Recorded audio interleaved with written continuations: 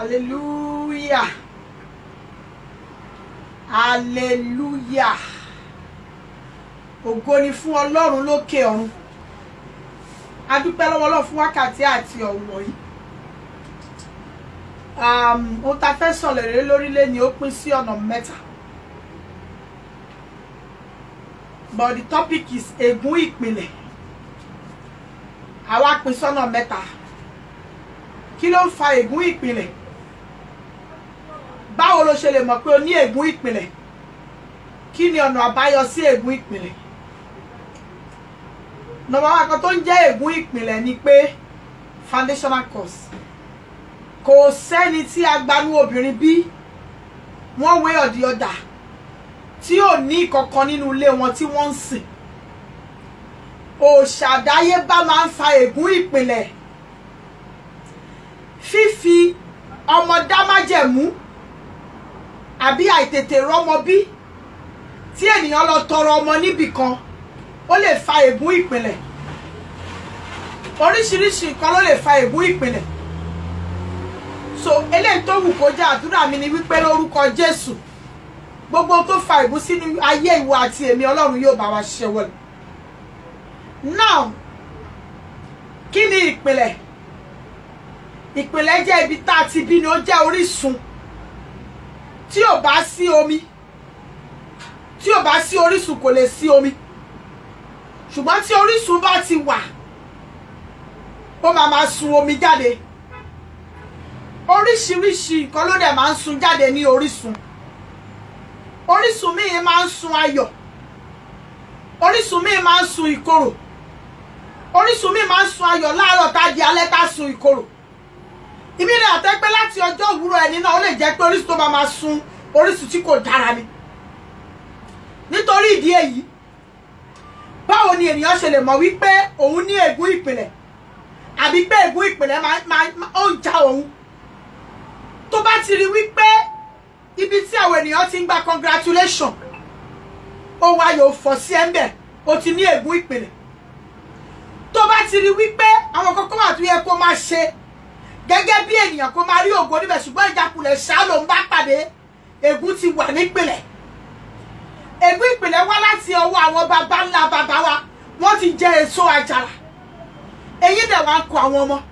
Bíbélì gan sọ nípa ègún ìpìlẹ̀.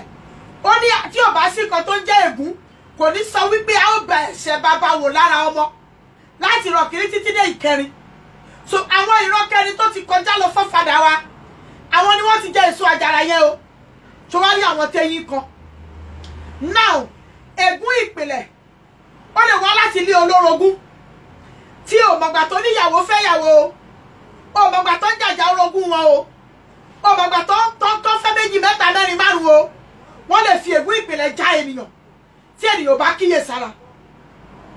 Tí ègún ìpìlẹ̀ bá dẹ̀ ń já ènìyàn, kò sí bó ṣe lè lẹ́wà tó, kò sí bó lè mọ̀ ṣe tó, kò sí nǹkan tó lè mọ̀ ṣe lábẹ́ ọ̀run yìí. Tó bá ti wà nínú abẹ́ ègún ìpìlẹ̀, problem máa wà. Yes. Nítorí pé tí ègún yẹn bá ti bẹ̀rẹ̀ sí ní ràn tó ti ń generate lórí ẹ̀, ibi kan náà lọ́mọ máa forí sọ. Kò sí bó ṣe lè kàwé tó, ègún ìpìlẹ̀ lè fi hàn lè kéèyàn ní education o. Ó lè fi hàn lè kéèyàn jẹ́ graduate. Ṣùgbọ́n síbẹ̀síbẹ̀ kò ní ṣògo. Ṣòwò ní àwọn tí ó kàwé tó tọ́ka primary school, ó lè dáhùn ló máa employ ẹ̀ síṣẹ́ tá a máa ṣe manager fún wọn. Ègún ìpìlẹ̀. Ègún ìpìlẹ̀ jẹ́ nǹkan tó jẹ́ pé tí ènìyàn ò bá bójú tó, ó lè jẹ́ kéèyàn wáyé bẹ́ẹ̀ kó dẹ̀ kú bẹ́ẹ̀. Mo gbàdúrà fún ọmọ kan ní last week. Mo wá bèèrè lọ́wọ́ pé ta ló ń jẹ́ ènìyàn báyìí? Ó wá sọ fún mi pé òun mọ̀ pé bọ̀sì bàbá òun máa ń sọ̀rọ̀ ẹ̀. Ẹ̀mí Ọlọ́run wá sọ fún mi wípé lady yẹn ló yẹ kí bàbá ẹ̀ fẹ́. Wọ́n wé ọ̀dì ọjà. Wọ́n wá lose contact, ó wá lọ fẹ́ ìyá tiẹ̀ tó bímọ fún. Lady yẹn ò wá rí ọkọ. Ó wá fi inú kíkorò ṣépè fún bàbá ẹ̀ pé gbogbo ọmọbìnrin tó bá ti bí ojú ọkọ máa pọ́n wọn. The lady is 43 years up till now. Kò tí ì lọ́kọ débi tó ti máa bímọ. Ó pè mí ní last week. Ègún ìpìlẹ̀. Ègún ìpìlẹ̀ gbára. Ìgbà tí obìnrin yẹn tó ṣépè yẹn tó ń sọ̀rọ̀, ó lè bá mọ̀ pé ó máa ràn tó yẹn. Bó ti sọ tiẹ̀ ó ti lọ. Ẹ̀ṣẹ́ lórí àwọn tó bá ń pọ́n láìkì àgbèrè dáadáa. ègún ìpìlẹ̀ máa ń jà wọ́n dáadáa. Yes, ẹni tó bá mọ iṣu jẹ ó yẹ kó mọ kóró ojú ẹ yọ. So tó bá ti mọ̀ wípé ó máa jẹ sí sílẹ̀ tó nílé yọ kóró ojú ẹ, ó bẹ́tà kó má jẹ́. Torí kíní yìí ó fa problems lóríṣiríṣi.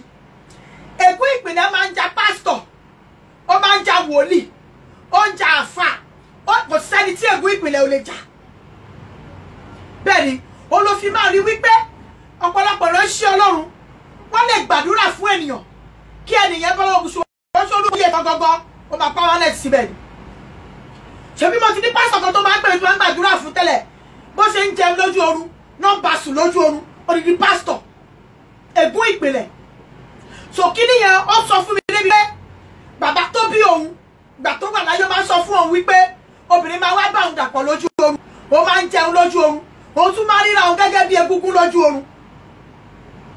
Ègún ìpìlẹ̀. So tí ègún ìpìlẹ̀ bá wà nínú ayé ènìyàn ó lè sọ ìrìn àjò 40 ọjọ́ di 40 ọdún. Tí ègún ìpìlẹ̀ bá wà lórí ènìyàn tí kò bá lọ láti foundation, my dear, kò sí wòlíì tó lè bẹ̀wẹ̀ o. Wàá lọ wú láti ilẹ̀ ni o. Torí tó bá mọ̀ nǹkan tó yẹ kó ṣe, tó bá ṣe rántí lórí ègún ìpìlẹ̀ kò lè work. Tí ọmọbìnrin yẹn bá ní orí ọ̀fẹ́ láti lọ bá ẹni tó ṣépè fún bàbá ẹ̀ yẹn pàdé, kó lè jọ fojú rin yín, kó bẹ̀ẹ́, kó dẹ̀ sọ wípé kí ó kéèkì lẹ fẹ́, kó dẹ̀ jọ sọ̀rọ̀, ègún yẹn máa rẹ́ lórí ọmọ yẹn. Àǹtí gẹ̀yìn bá dẹ̀ kíyè sára, ó tún lè rẹ́, kó tún rẹ́ sí orí àbúrò ẹ̀, kó tún rẹ́ sórí ọmọ tó ń gbọ́ máa bí. So ègún ìpìlẹ̀ jẹ́ ègún tó jẹ́ pé kò ṣeé fọwọ́ rọ́ sẹ́yìn. Ọ̀rọ̀ ọdún ègún ìpìlẹ̀ débi kan tẹ́ pé ẹ̀mí mímọ́ ṣí mi lójú. Mo rí ibi tí Jésù Kristi ti jáde wá ní ìran Dáfídì. Wọ́n á wò pé kí ló tó fi jẹ́ pé ẹni tó jẹ́ olùgbàlà òun ló jẹ́ ẹni tó jẹ́ pé ó yẹ kó kúkú oró lórí àgbélébú, kó yẹ kó fún lọ́tí kíkan mu, tó yẹ kí ẹ̀jẹ̀ máa ṣàn ní gbogbo ààyè. Ẹ má wá mú mi rìnrìn àjò ẹ púpọ̀ gan lọ, ó mú mi lọ deep down. Ìdí tí a fi kí Jésù Kristi ra èdè ni wípé a ò bí nípasẹ̀ ẹran ara ní ìbálòpọ̀. Tó bá jẹ́ pé ẹnìkan tàbí nípasẹ̀ ìbálòpọ̀ ní Jésù ni, bó ṣe kú yẹn tó ṣe crucify yẹn tó yẹ pa yẹn kò lè jíǹde mọ́. Nígbà tí láti sọ pé kọ́ lọ mú ìyàwó ayáwa, ó rán ọmọ ọlọ́mọ lójú ogun, ó lè tún pa á. Ègún kọ́ nìyẹn nídìílé yẹn, ègún tó lágbára. Mo máa ń rò fúnra mi pé Ọlọ́run lágbára púpọ̀, tó mọ ọkọ tí kinní yẹn lè fà sínú ayé ènìyàn gẹ́gẹ́ bí ìmísí Ọlọ́run lára mi. So ègún ìpìlẹ̀ ó jẹ́ ègún tí ò ṣe fọwọ́ rọ́ sẹ́yìn o. Tí ègún ìpìlẹ̀ bá já ènìyàn tó bá win ní American lottery kò ní rówó máa fi ra ticket. Tí ègún ìpìlẹ̀ bá já ènìyàn tó bá dọ́dọ̀ ìgbéyàwó sọ́nà ìkọ̀kọ̀ máa ṣẹlẹ̀ kò ní ṣeé ṣe. Tí ègún ìpìlẹ̀ bá fà á kò lè ṣàṣeyọrí ìkọrin. Ègún ìpìlẹ̀ lágbára torí tó bá jẹ́ pé nǹkan tó ṣẹlẹ̀ nígbà tó wà ń bẹ̀ ni wàá mọ bí tó bá dojú àdúrà kọ, bọ̀ ó mọ bí tó ti bẹ̀rẹ̀, ó mọ bí tó dé dúró, ó dẹ̀ mọ bí tó ń lọ, bó lọ fẹ́ dojú àdúrà kọ gọgọgọ níbẹ̀ yẹn. Ègún ìpìlẹ̀ lágbára ló fi pẹ́ gbàdúrà ègún ìpìlẹ̀ tó ń bọ́ lọ́wọ́ ègún o. Ègún ìpìlẹ̀ kì í ṣe tí wàá sọ pé in Jesus name it is well, it is not well until you tackle the ègún. Àfi tí ègún yẹn á rẹ lórí ẹ ló fi lè rí ṣe. Ìdílé kan tó ẹgbẹ́ nídìílé wọn ń gbélé ọkọ, gbogbo obìnrin ọmọ wọn ń gbélé ọkọ. Wọ́n àtọ́ ẹgbẹ́ gbogbo pápátá wọn bí jọmọ ẹyọ kan. Ègún ìpìlẹ̀ ó máa ń ṣẹlẹ̀ dáadáa nílé olórogún. Ègún ìpìlẹ̀ ó máa ń ṣẹlẹ̀ kíkan láàrin ibi tó ti ń joyè, nínú ẹbí tó ti máa ń joyè bí wọ́n fẹ́ jọba o, àti oyè kan wà tó jẹ́ ẹ̀tọ́ sí àwọn ìdílé kan o. Ègún ìpìlẹ̀ lè fà torí pé ẹ ò mọ nǹkan tó ń lò kí oyè yẹn kó tó tọ́ sí wọn. Wọ́n ti lè pa ènìyàn nígbà yẹn kó oyè yẹn tó tọ́ sí wọn. Tó bá fẹ́ ṣe ìrúbọ láyé àjọ, odidi ènìyàn ló fi ń ṣe. Kò dẹ̀ sílé tí wọ́n ti ní ìrúbọ ní ilẹ̀ wa káàrọ̀ ojíire. So what are you now saying? Kò sẹ́ni tí ò ní ègún ìpìlẹ̀. yọ́lẹ́tì tó lè wo ègún ìpìlẹ̀ ni wípé mọ ibi tí ègún yẹn ti wá kó dẹ̀ fi àdúrà pọ́ọ̀tì ẹ̀. Tó bá gbàdúrà débì kan ẹ̀mí máa dàrẹ́tì ẹ̀ pé òkè ikọ̀ báyìí ni ikọ̀ báyìí ni ikọ̀ báyìí ni wọ́n fẹ́rẹ̀ wá rí ìrọ̀lẹ́ rẹ̀ fúnra ẹ̀. Àwọn pírẹ́pà tó wà lórí ègún ìpìlẹ̀ tágbọ̀n lè gbà fún òru méje lágbo kan òru méje. Wọ́n máa gbà ní tí náà bá lọ́ṣọ ẹ̀jọ̀ ìtọ́ ìkànnà. Ègún ìpìlẹ̀ ń wá láti ọ̀dọ̀ ìyá tó bí ènìyàn nínú sí ọmọ. Tí ìyá ènìyàn tó bí ènìyàn nínú tó bá fogun já ènìyàn tó bá kú díẹ̀ kékeré kí ènìyàn kó rí ọ̀nà àbáyọ á tún fà sẹ́yìn torí ègún ìpìlẹ̀ ègún ẹ̀jẹ̀ ni. Ègún burúkú ni. Now o ti gbọ́ nípa ègún ìpìlẹ̀ ẹ̀bẹ̀ yẹn eléyìí tó bá bí lọ sí wàá mọ̀ fúnra rẹ̀. Tẹ̀kí ló wá lè ṣe báyìí tó fi lè bọ́ lọ́wọ́ ègún ìpìlẹ̀.